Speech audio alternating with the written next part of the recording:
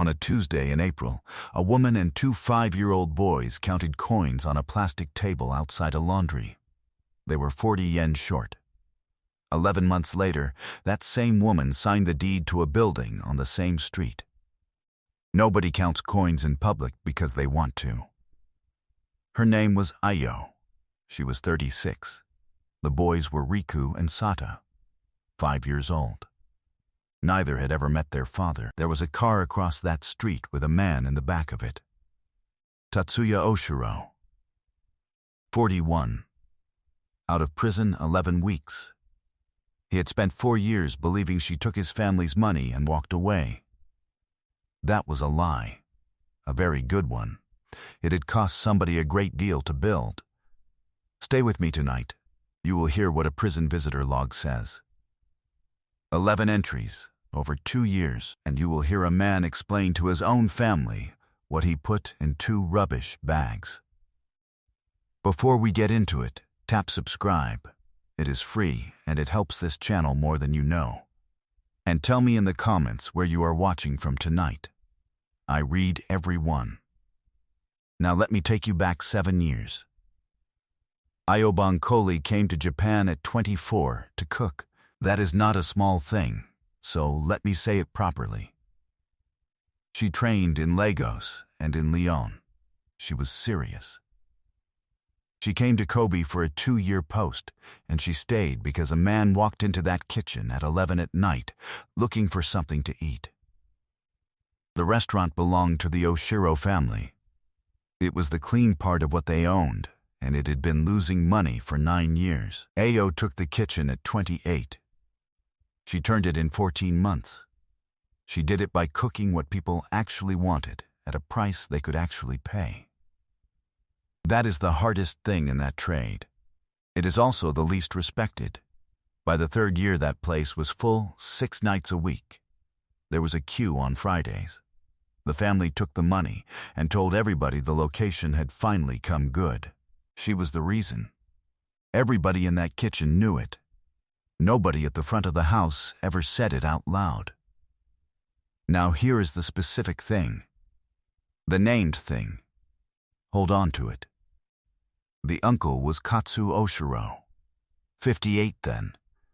His brother's business, his brother's name, and a lifetime of standing slightly behind people. Ayo married Tatsuya in the spring of the 4th year. 2 months after the wedding, the family held a dinner for 40 people at that restaurant. Katsu Oshiro walked her around the room and introduced her to every guest.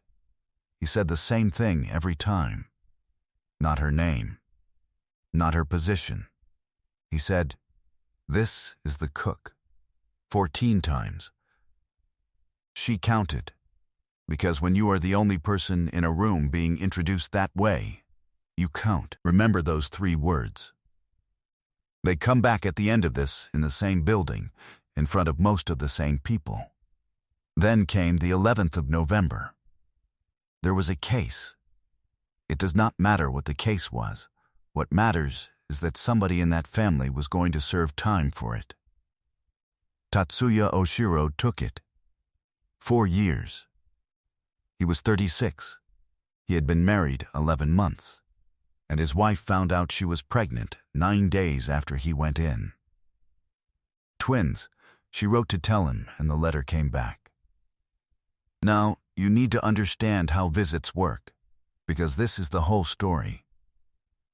There is an approved list. The family's registered contact manages it, and the registered contact was Katsu Oshiro, because that is what the paperwork said. Ayo went to that facility for the first time in January. She was turned away. She went again in February, turned away. She went 11 times over 2 years, 6 hours on trains, twice while pregnant and once with 2 babies. 11 times, and every time she was told the same sentence at the desk. The inmate's approved list did not include her. She believed what a person would believe. She believed he had taken her off it. And inside, Tatsuya Oshiro was told the opposite. He was told she had not come, not once. He was told she had taken a settlement and gone. His uncle visited him every second month for 4 years and told him a little more of it each time. That is the part I cannot get past. He paced it out. Meanwhile, in the March after the twins were born, Katsu Oshiro came to the house with 2 men and a lawyer. He had divorce papers. He said Tatsuya had signed them, and there was a signature on them that looked exactly right. Ayo said no. So he explained it to her. He explained that a man inside can have a very difficult 4 years if the wrong people are asked to arrange it. He explained that a woman with no family in that country and 2 children born while her husband was inside might find her status reviewed. Then he told her what would happen to the boys if she made him do all that. She signed. They gave her 40 minutes.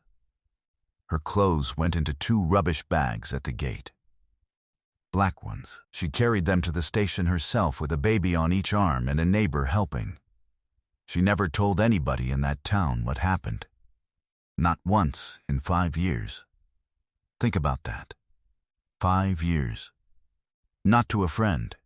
Not to the woman downstairs.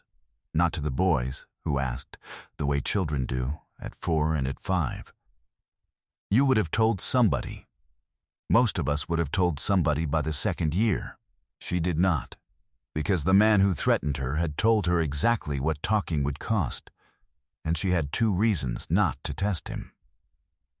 Here is what she did instead. She went 90 kilometers up the coast to a town where nobody knew the name, and she started again with nothing. She rented a room above a laundry. She got a cart license in 11 weeks, and by the 2nd year, Ayo Bankoli was feeding a street. You should see that cart. 6 things on the menu, all of them under 500 yen, all of them better than they had any right to be. She was out at 5:30 every morning.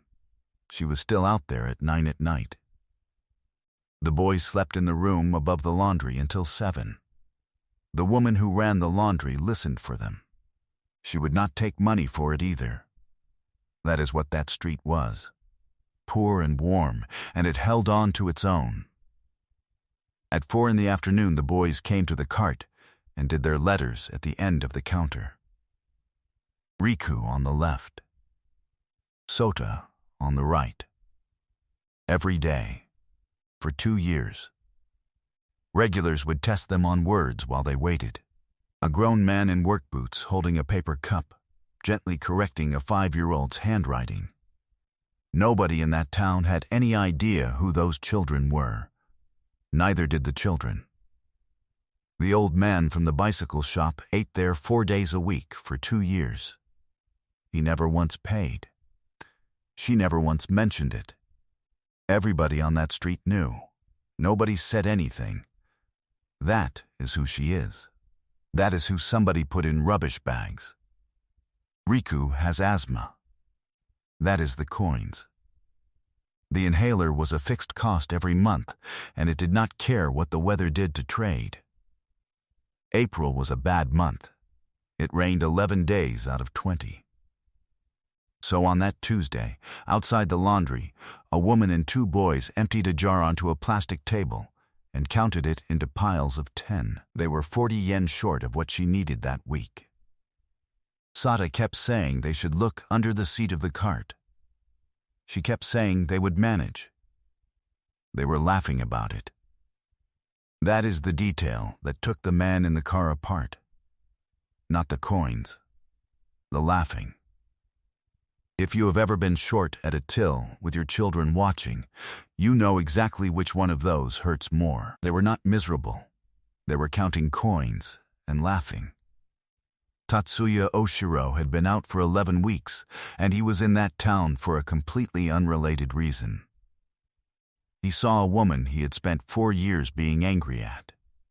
Then, he saw 2 5-year-old boys with his father's exact face, and his own ears, and the same expression his sister had at that age. He did not get out of the car. That is important. He sat there for 1 hour and 40 minutes and did not get out.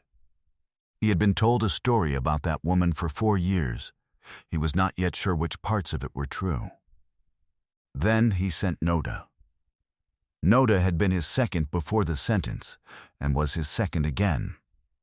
He went to the cart, alone, and bought food, and paid, and came back and said one sentence. He said, "She has a photograph of you taped inside the cart."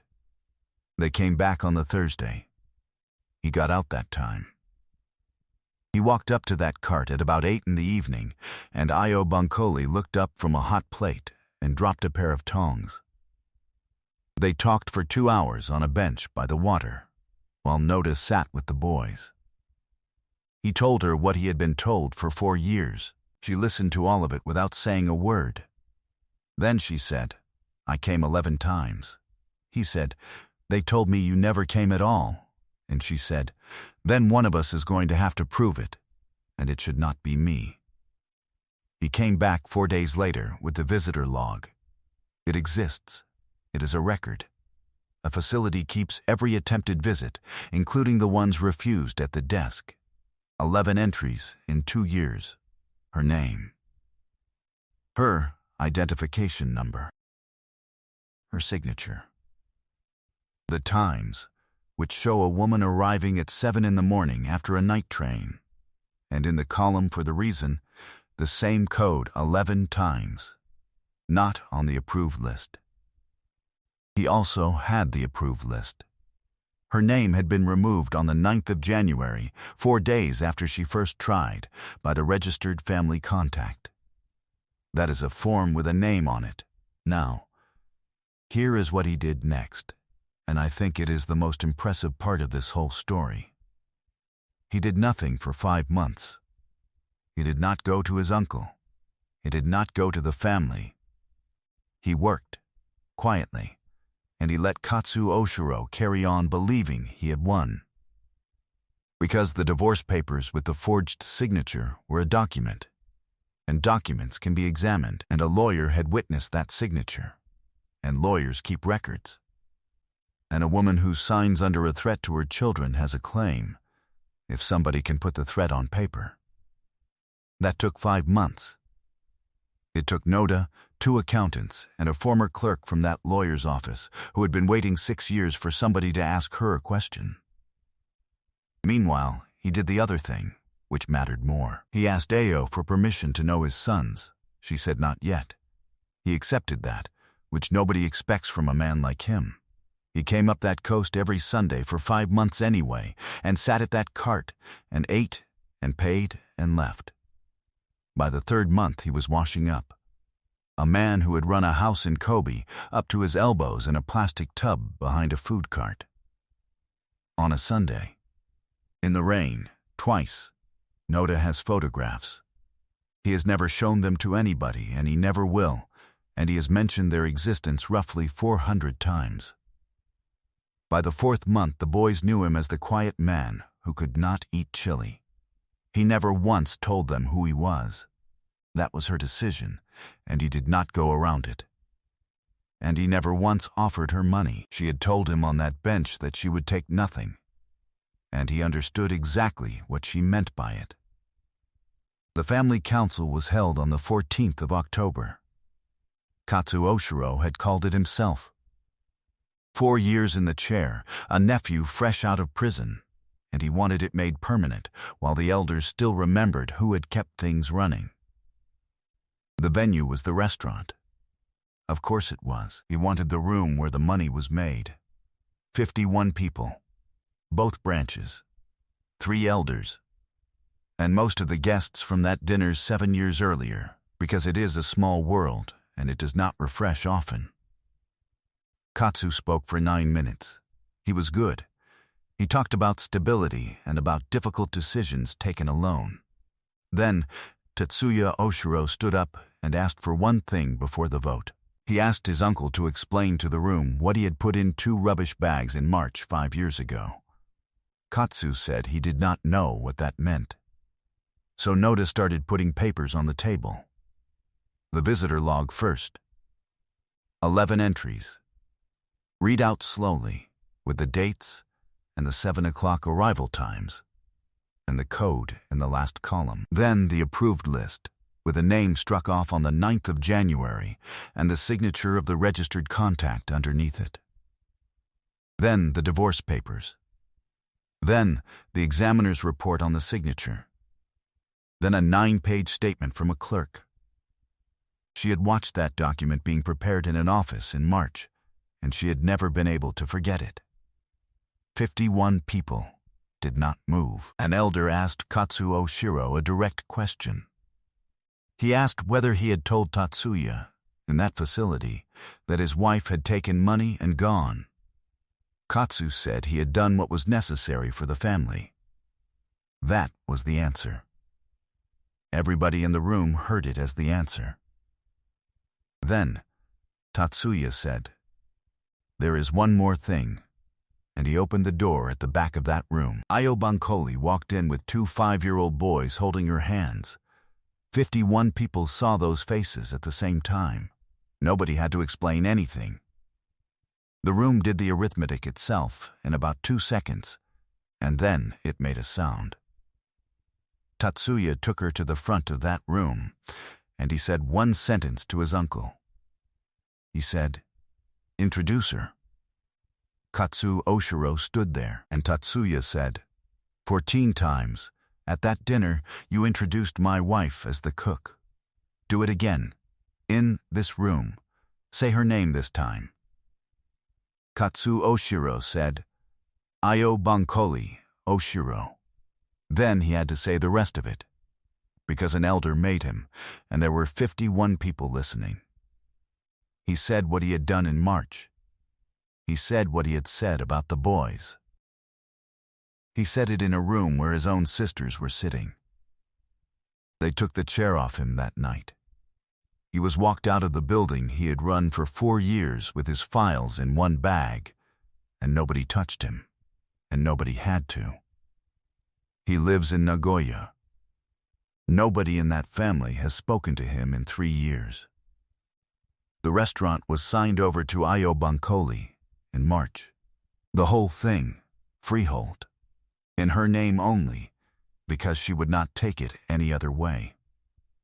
That is the deed I mentioned at the start. She kept the cart.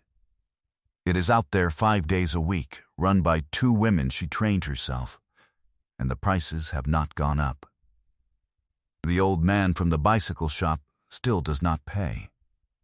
She did not remarry Tatsuya Oshiro for 2 years. She made that man wait, and drive up that coast, and wash dishes and learn his sons slowly, in the order she decided. They live in Kobe now. Riku's asthma is managed, and there is no jar on the table. Here is what this story is really about. There was a man who thought he was protecting a family.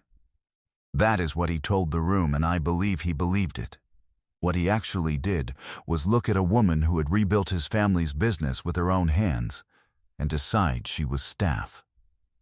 That is the dark truth in this story, and it is not the threat, and it is not the forged signature. It is that none of it would have worked on somebody he considered to be a person.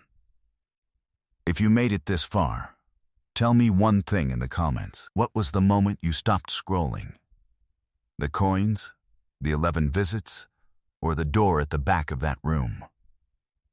And if you know a woman who was written out of something she built, send this to her tonight. She needs to hear how this one ends.